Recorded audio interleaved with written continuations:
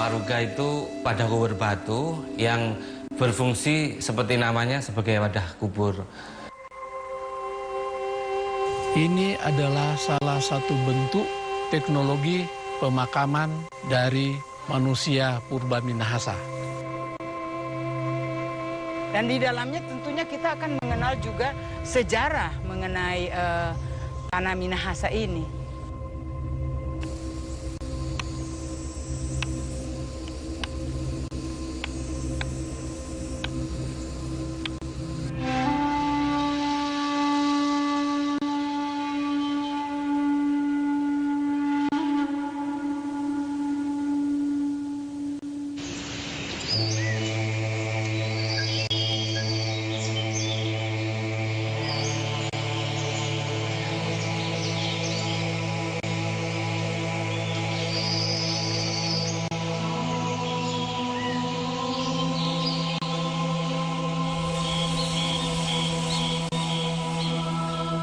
Waruga merupakan salah satu temuan hasil penelitian arkeologi yang banyak sekali ditemukan di wilayah Minahasa.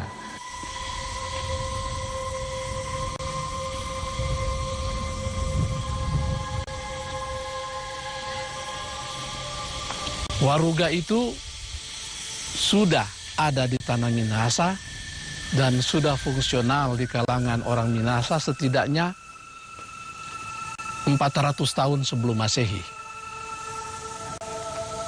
Jika kita bandingkan dengan di tempat lain, sebagai contoh, yaitu bangunan monumental keagamaan Buddha, yaitu Candi Borobudur, yang dibangun abad ke-8 Masehi.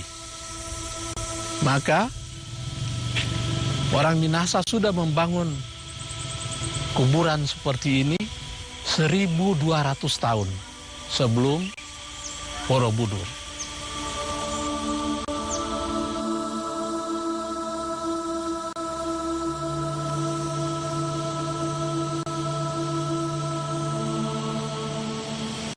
Dari hasil ekskavasi yang kami lakukan, kami menemukan arang.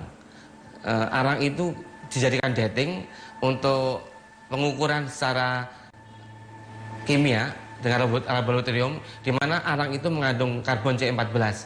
Jadi dari analisis itu diketahui bahwa Waruga itu sudah digunakan pada awal-awal Masehi. Jadi sudah lama sekali masyarakat Minahasa itu menggunakan Waruga sebagai wadah kubur.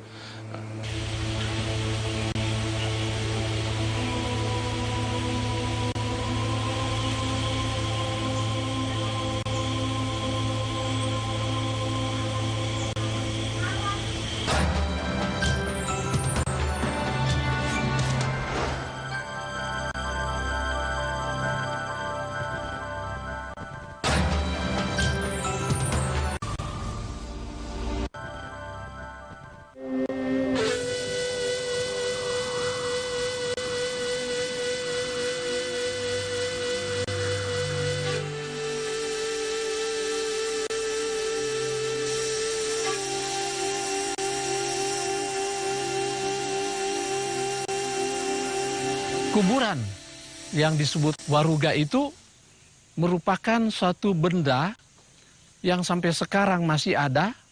Mereka membuatnya di kompleks pembuatan. Di situs di pinggir Danau Tondano di Toli Mambut, situ terlihat jelas ada sebuah situs bagaimana sebuah waruga itu dibuat. Karena di situ masih tertempel waruga yang belum jadi, masih menempel di tebing.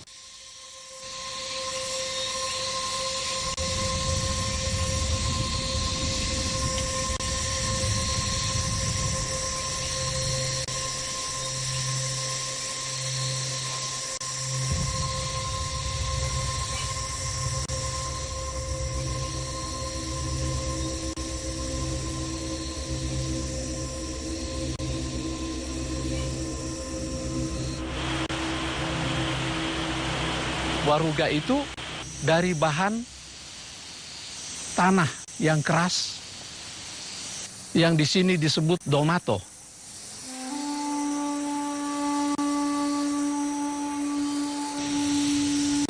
secara geologi adalah basalt, batuan basalt. Tetapi orang setempat, orang di sini, orang Minahasa sering menyebutnya sebagai batuan Domato.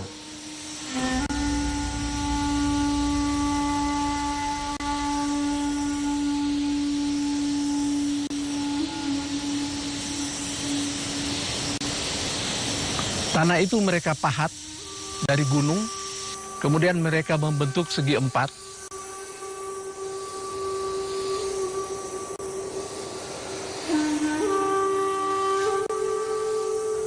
Setelah terbentuk segi empat, mereka menggali di tengahnya dan mereka memberikan hiasan dan juga penutupnya mereka buat bagian badannya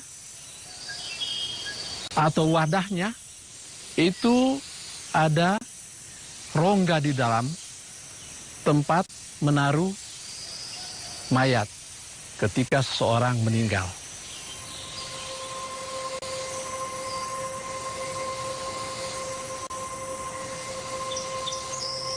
Penempatan mayat dalam waruga itu adalah primer.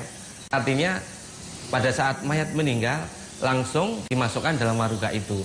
Jadi ukuran waruga tersebut akhirnya berbeda-beda. Posisinya mirip pada saat bayi dalam kandungan. Posisi itu disebut Hocker Bestatung dalam bahasa Jerman.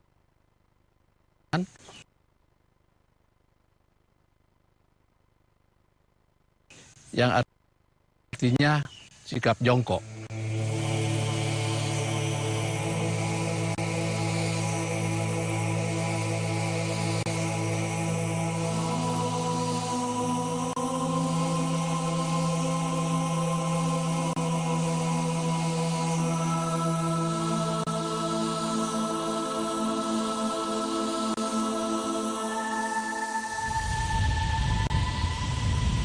Pada umumnya, waruga zaman dulu itu ditempatkan di halaman dari keluarga yang berduka.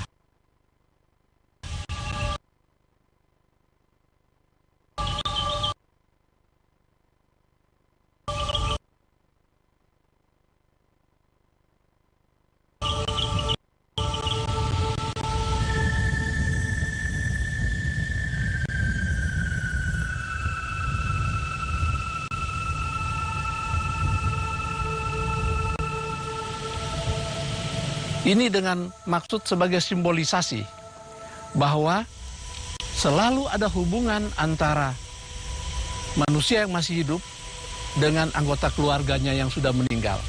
Nah, perlu diketahui bahwa waruga itu dibentuk menyerupai rumah. Sehingga dari aspek filosofi Minahasa, waruga adalah rumah kedua bagi anggota keluarga yang telah meninggal.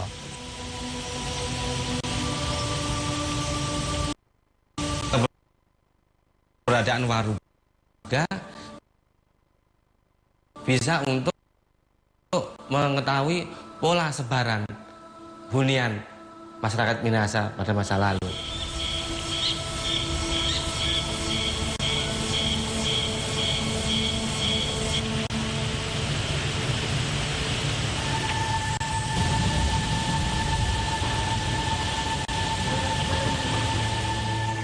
Dan menurut laporan dari beberapa penelitian,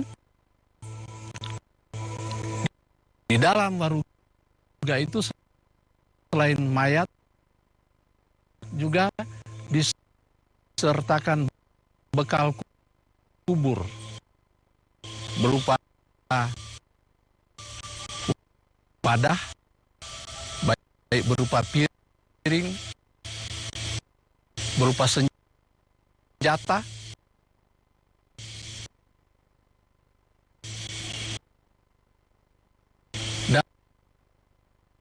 dan terutama padi. Karena bekal kubur itu berfungsi mengantarkan jenazah itu menuju alam baka. Dalam sistem kepercayaan Minahasa, seorang yang meninggal itu sedang melakukan perjalanan menuju sorga. Itulah sebabnya bekal-bekal itu selalu disediakan.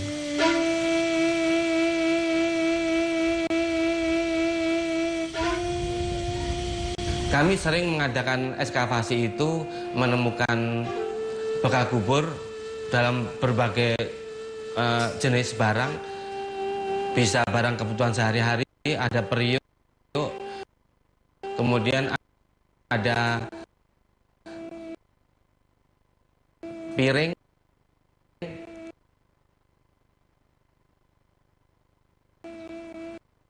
ada cawan dari gerabah, tapi pada umumnya sudah kondisi fragmentaris, sudah pecah. Ada juga bahan dari keramik dari Cina ya, bisa dinasti Qing. Ada juga keramik dari Jepang, itu juga banyak ditemukan di Waruga.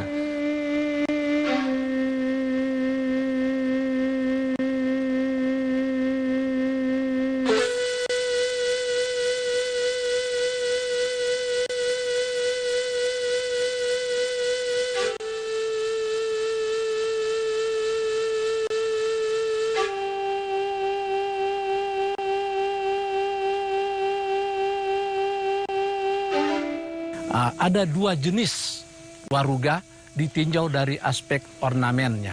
Yang pertama adalah waruga yang polos. Menurut hasil pengkajian, waruga yang polos sebenarnya lebih dulu hadir daripada waruga yang punya ornamen. Hal ini pun masih perlu diadakan penelitian lebih mendalam. Ornamen-ornamen yang ada pada waruga itu, yang paling terlihat, yang paling menonjol adalah bentuk-bentuk antropomorf, yaitu manusia kangkang. Tangan dan kakinya dikangkangkan begitu rupa. Itu merupakan ciri khas dari budaya Megalithicum Austronesia. Itu ciri yang mengikat semua benda purbakala warisan budaya Megalithicum. Ornamen yang berikutnya adalah ular. Saya kurang tahu apakah di tempat lain ada, tetapi khusus di Minahasa ular merupakan ornamen yang sangat produktif.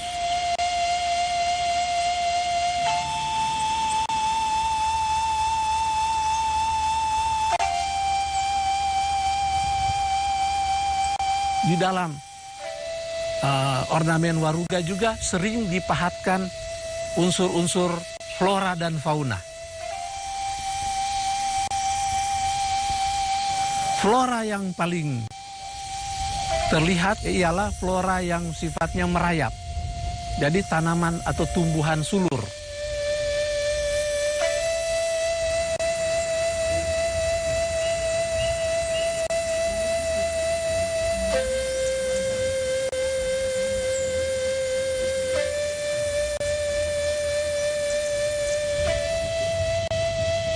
Kemudian selain ular tadi, untuk faunanya sering dipahatkan monyet, anoa, atau anjing.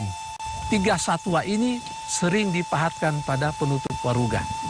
Ada juga yang memahatkan burung, tetapi dari aspek pahatan ornamental yang sifatnya manusia, juga dipahatkan manusia yang ditempatkan pada penutup sehingga wajahnya bisa menghadap ke muka dan ke belakang.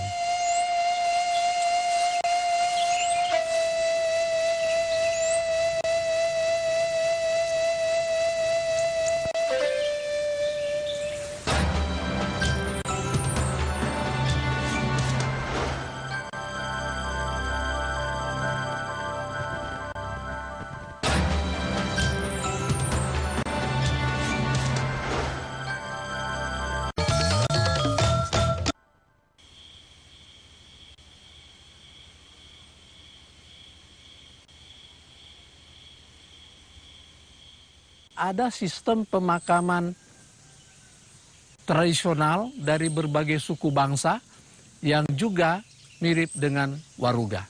Sebagai contoh yang terdekat adalah di Sulawesi Tengah. sebagai konsultan arkeologi, saya pernah ke Sulawesi Tengah dan melihat di sana kompleks yang berisi kuburan-kuburan, tetapi agak berbeda dengan Waruga karena mereka itu tentu saja berlatar budaya yang lain. Demikian juga menurut laporan terdapat di Pulau Sumba.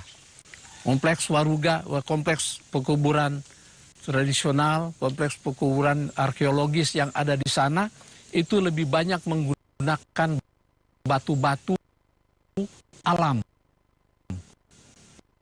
yang besar-besar ditumpuk sedemikian rupa.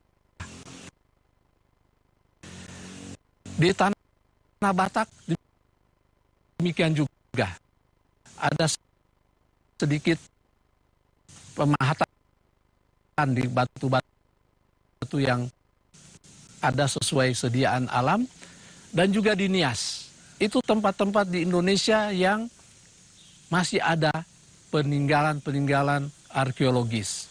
Yang membedakan yaitu aspek ornamennya.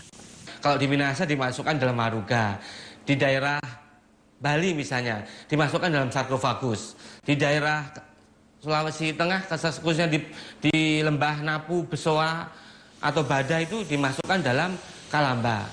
Di daerah Jawa Tengah, Jogja kalau tidak salah, itu peti kubur batu.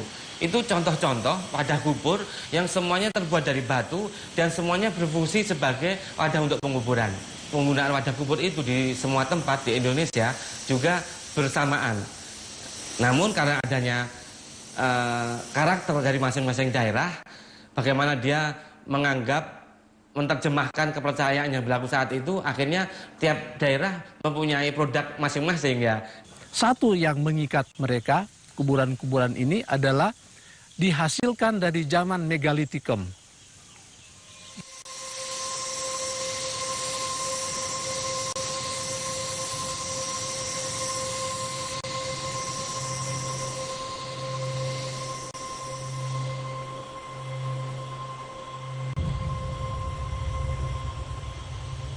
Waruga itu berhenti pada saat sudah masa kolonial.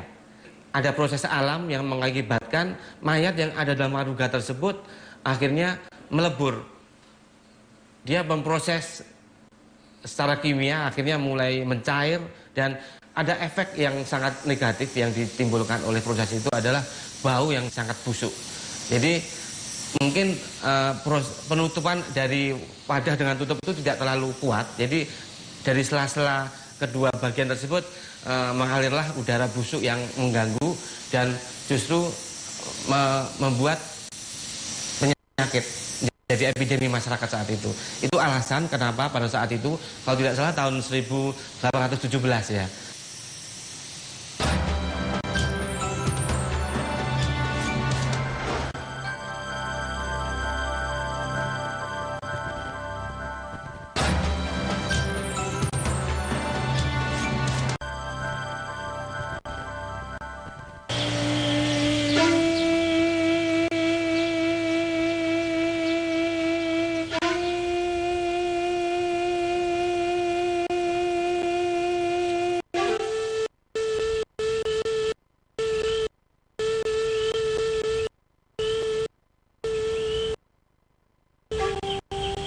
Sebagian besar situs-situs yang ada di Sulawesi Utara atau di Minahasa, situsnya masih in situ. Artinya Waruga yang ada ya seperti itu tempatnya, belum mengalami perubahan oleh manusia. Sayangnya paling banyak sekali pada saat kita melakukan penelitian itu, Waruga itu sudah dalam keadaan terbongkar.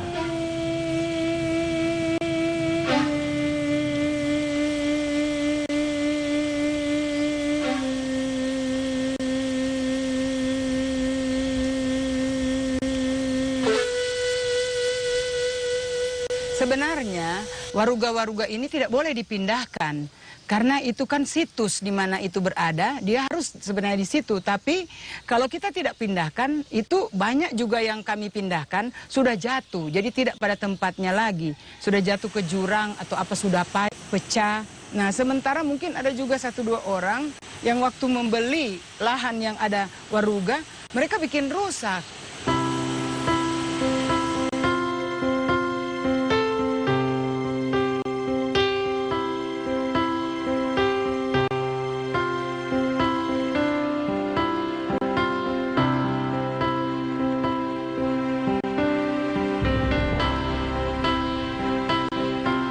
harapan saya generasi muda nanti bisa melihat dan mengerti dan belajar. Itu sebagai satu ya bagian dari jati diri orang Minahasa ya. Karena jati diri kita kalau semua budaya itu sudah tidak ada ya kita lagi tidak bisa bilang kita orang apa. Nah itu adalah bagian dari jati diri. Karena itu harus dijaga dan dilestarikan. Sejarah kita jangan dihabiskan. Karena bangsa yang baik itu bangsa yang menghormati sejarah. Termasuk bangsa Minahasa ini. Temuan-temuan tersebut tidak akan ada lagi. Pada saat kita merusak, membongkar, itu berarti bahwa kita mematikan bukti sejarah untuk anak-anak cucu kita. Karena apa? Karena kita bisa mengambil hikmah dari masyarakat dulu untuk kehidupan kita ke depan.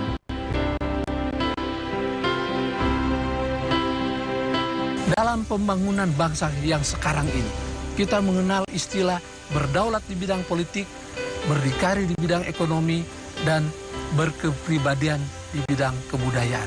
Waruga dapat menyumbangkan sesuatu yang sangat berharga untuk menunjang program pemerintah seperti ini. Dan masyarakat Indonesia yang cinta budaya, masyarakat Indonesia yang benar-benar menghargai warisan kelampauan itu tentu saja akan menjadikan ini sebagai dorongan semangat untuk benar-benar menelaah kembali, mendalami kembali, dan menghayati serta menerapkannya dalam berbagai aspek kebudayaan, pendidikan, pariwisata, dan sebagainya.